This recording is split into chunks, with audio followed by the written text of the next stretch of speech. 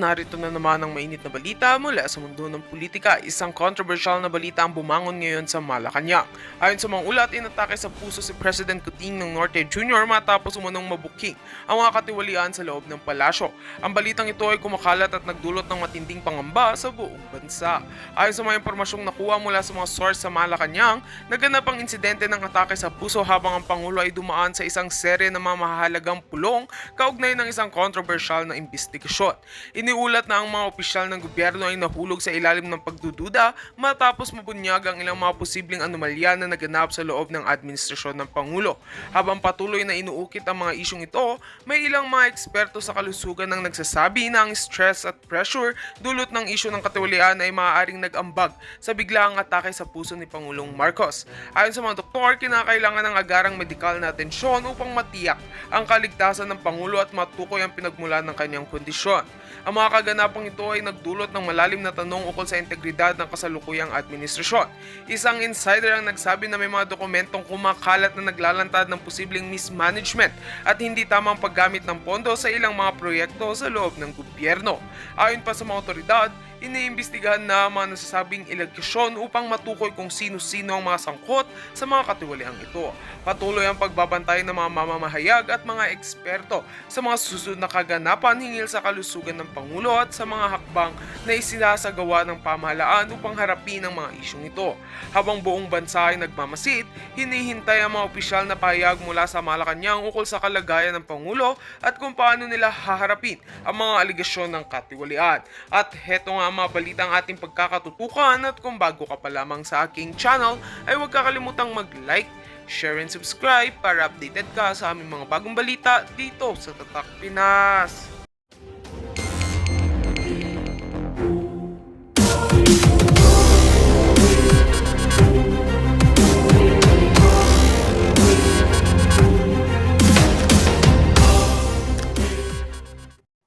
Okay.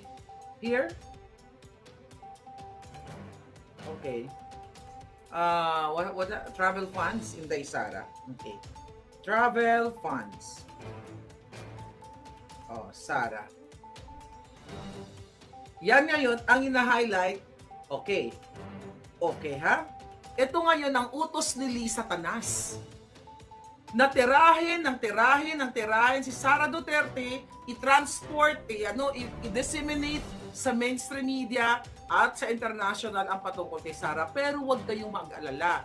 Baka pag nag-manifest yung panaginip ko, may umikot sa liog ng dalawang yan. Now, here, ito pa, December 3. Office of the Vice President Foreign Travel Expenses in 2023. Sabi daw ng COA, utos dito ng bangag, 6 times bigger. Pag tinignan mo nga naman, pinakinggan mo, 6 times bigger. Kung natatandaan ninyo na inulat natin na si Inday Sara ay nagbibit-bit ng mga deserving students sa kanyang travel, mga bata na hindi mayaman, kundi mga matatalinong bata, sinasama niya para ma-experience ng batang matalino or future leaders kung paano magkaroon ng mga bilateral discussion or discussion or mga pagtitipon. Now, ang sabi dito, Manila, Vice President Sara Duterte racked up 42.8 million in travel expense in 2023. I will stop there. 42 million. 42 million times 6 yan ang ina-highlight ngayon. But, mga kababayan, okay? Pero, etong mga kadyutahan na to, tignan natin dito. Alright. Pero yung proposed, noong August 21, 24, ito, proposed President Bangag travel budget lower in 2025. Pag tinignan mo, lower, bumaba. But how much is that lower amount? 1.54 billion. Ayan. Nakita nyo? Lower. Ayan, sabi yun. Ayan, 1.54 billion. Kay Sara, 6 times higher. Magkano kay Inday Sara? from last year, calculator, 42 million pesos 42 million times 6, ano daw, 6, nag-times 6. So, 42 million, okay, divided by 6. Okay? Tama ba? 42, times 6% ba? 6%? O anyway, huwag na tayo bagitin yung figures. Baka magkamali pa ako ng figures. Anyway, let's talk about 40 million o 42 million ngayon na binabanggit nila sa mainstream media. Again, mga paring damaso, mga putang inang mainstream media, at mga putang inang mga bulag-bulagan. Ano ang malaki? 42 million na travel expenses ni Sara? O yung 1 billion, 1.52 pa nga billion ni Bangag. My God, mga kababayan, 1.0554. Okay? Ano, imagine mo yung 54 million. 'Di ba? Ang lamang ni Bangag sa kanyang travel expenses, 1 billion. Wala kayong pakialam para ano yan? Busisiin ng Congress. Ayaw niyong i-highlight, hindi niyo i-highlight yan. Kasi 2020, well, bago pa mag-2023, bago pa ang campaign, lingid sa ating kalaman lahat, tatargetin pala ni Lisa Tanas si Inday Sara. Kaya ikaw, Inday, palangga, never ever ka nang magtiwala sa kapatid na mga traidor kay Amy Marcos. May nagparating sa akin. Ito, makinig ka, Day. Kamag-anak to ni Marcos. Gusto mo basahin ko? I will read it to you. Okay. Sabi niya, "Hi Maharlika, things are getting crazy. The filing for impeachment is failing. The COA report clears VP Sara. If you have," sabi niya, "contact with the VP Sara, please tell her to be careful with Senator Amy. She can't be trusted. She is a two-faced doble cara." Sabi niya. Alright? Sabi niya pa, according to my source, "We are sure that Liza Tanas is paying De Lima to file the complaint against VP Sara. BBM is saying that they shouldn't push through with impeachment, but that's just a moro. That's just a moro-moro. You all know that. Moro-moro. Wala na pong patutunguhan ang ating bayan. Kung kayo ay mga kabataan, kung kayo ay nakapagkolehiyo, ano ba ang malaki, Dodong Inday? Ang 42 million pesos na tinitira sa isang vice president. Vice president yan. Payat yung 42 million. Kung ako siguro ang vice president, mas malaki ang gastos ko pa dyan. Kasi lahat, pati elderly, bibit-bitin ko. Mga matatanda, bibit-bitin ko kayo para makapunta man lang kayo ng ibang bansa. Deserving yon. Okay? Kung kaya't bibit-bito kang Sinday, ang binitbit niya lang mga bata.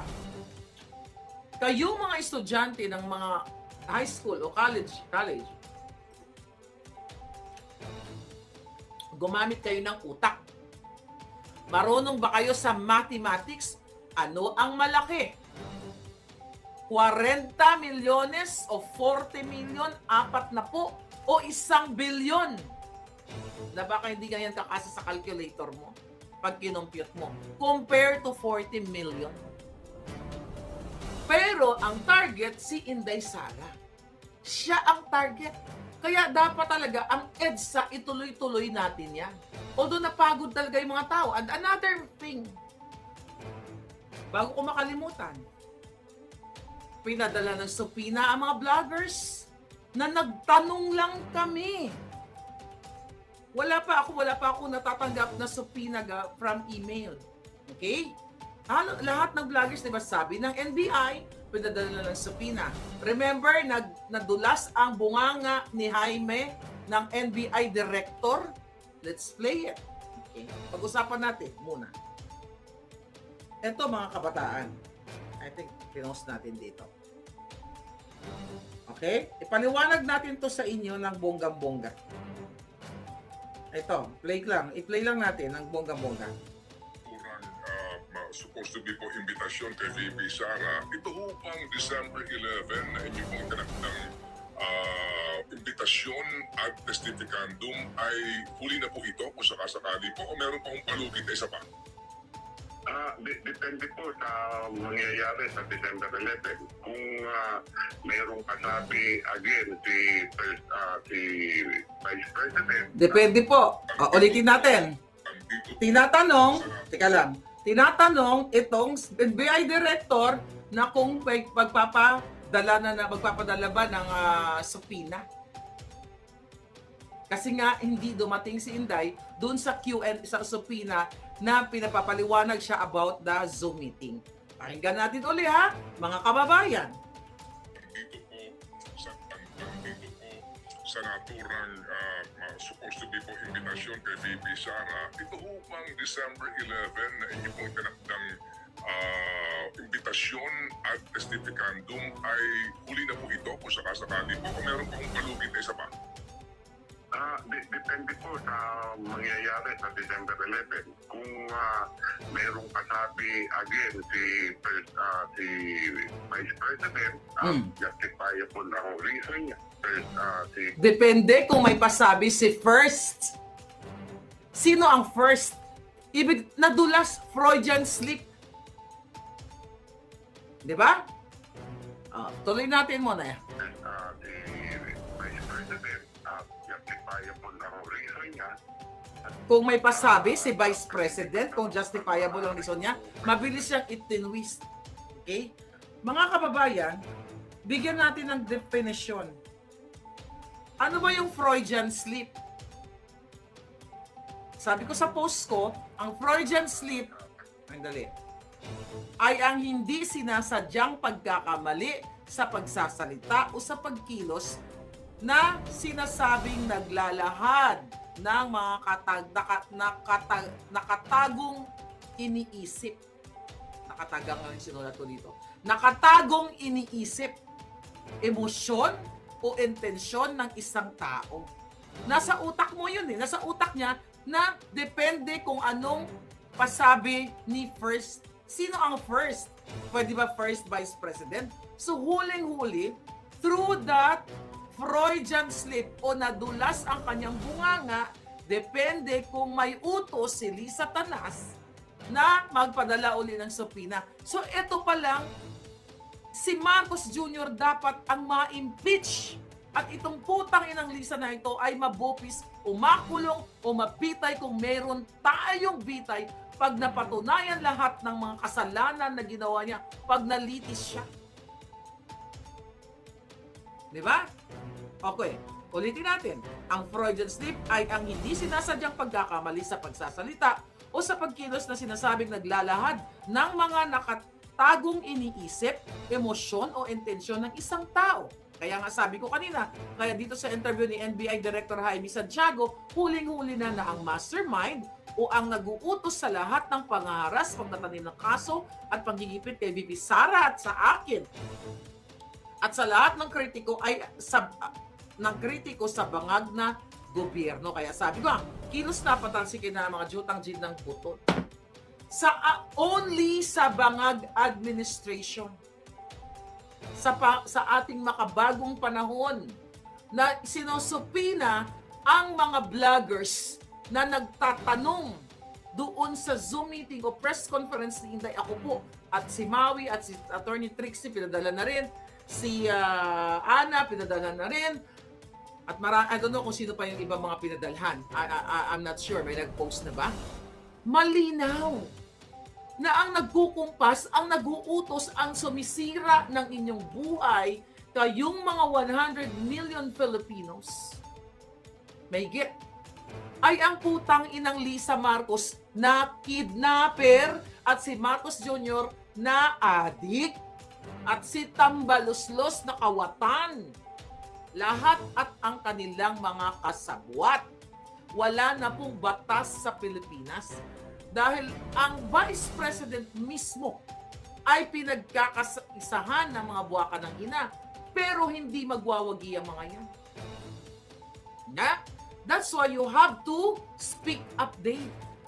Mga palangga, kung ganito ng klase na ang ating second to the highest person in the land, the Vice President, mga kababayan, ay ginagapang ni Lisa Tanas, pinlano niya ito para ma-impeach ng walang basihan, walang batayan, at gawa-gawang kaputahan ni Lisa dahil gusto nilang mawala ang mga Duterte. At ito, sabi ko nga, political persecution.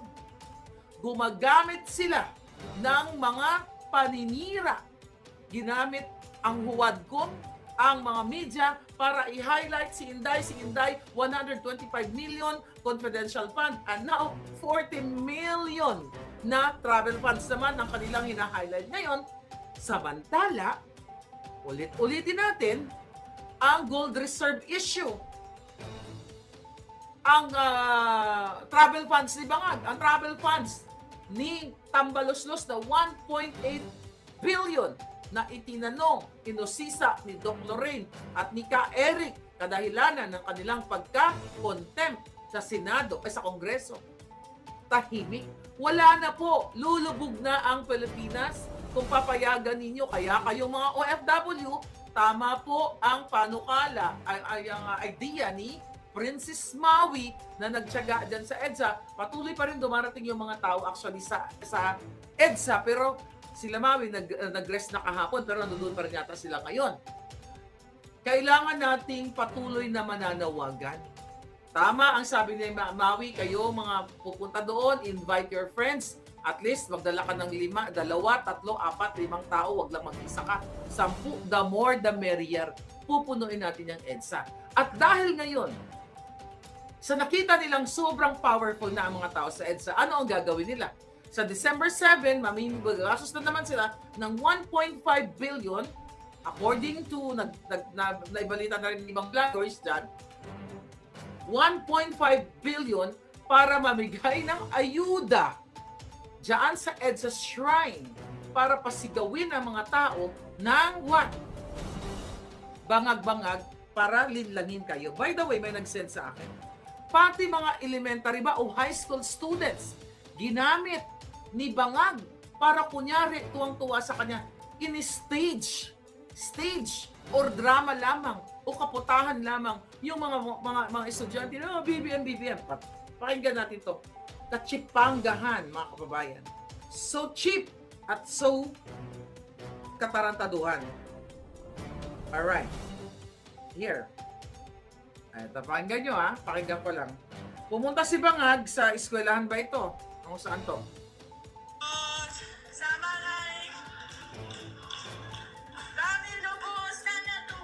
Ayan. Dalaw mo ha! Oh my God!